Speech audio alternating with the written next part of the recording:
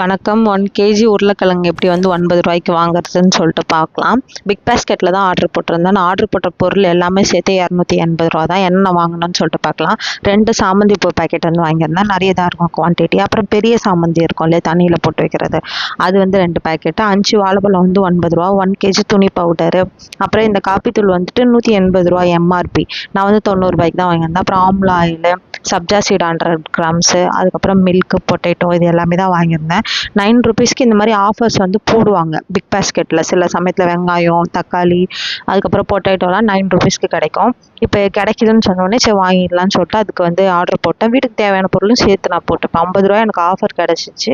அதோட சேர்த்து நான் வாங்கும்போது ரூ. 280 எனக்கு எல்லா பொருளுமே சேர்த்து கிடச்சிட்டு. நீங்கள் இந்த மாதிரி வந்து ஆன்லைனில் ஷாப் பண்ணுவீங்களான்னு சொல்லுங்கள். குவான்டிட்டி குவாலிட்டியுமே நல்லா தான் இருக்கும். என்னாச்சுன்னு தெரியல, தூக்கத்தில் வந்து நாக்கு கடிச்சிட்டு இருக்கேன். கனவுல யார் வந்தாங்கன்னு தெரியல, நாக்கு புண்ணாக போயிடுச்சு. அடுத்து சப்ஜா சீடை வந்து ஊற வச்சு லெமன் ஜூஸ் போட்டு குடிச்சிட்டு சாண்ட்விச் செஞ்சு நான் மட்டும் சாப்பிட்டுட்டு ரூபேஷ் வந்ததும் கிளம்பி ஐப்ரோ பண்ண போகலான்னு சொல்லிட்டு போனோம். நிறைய முடி வந்து வளர்ந்துச்சு. நான் அடிக்கடி பண்ணுற ஆள் கிடையாது, இருந்தாலும் சரி பண்ணலான்னு சொல்லிட்டு போயிருந்தேன். நேச்சுரல்ஸ்க்கு தான் போயிருந்தேன். எப்படி பண்ணுவாங்களோன்னு பயன்ட்டே இருந்தேன். அப்புறம் பார்த்தா நல்லா பண்ணிட்டாங்க. ஒரே பல்லாக காட்டு, ஒரே சிரிப்பு தான் எனக்கு. அப்புறம் இவ்வளோ தூரம் வந்துட்டு சாப்பிட்டு போயிடலான்னு சொல்லிட்டு பக்கத்துலேயே மோமோஸ் கடை இருக்கும், அங்கே போய் சாப்பிட்டுட்டு, இந்த நூடுல்ஸோட பேர் வந்து ஷவுமின்னு சொல்லுவாங்க, அதை வந்து சாப்பிட்டாச்சு. நல்லா டேஸ்ட்டாக இருந்துச்சு.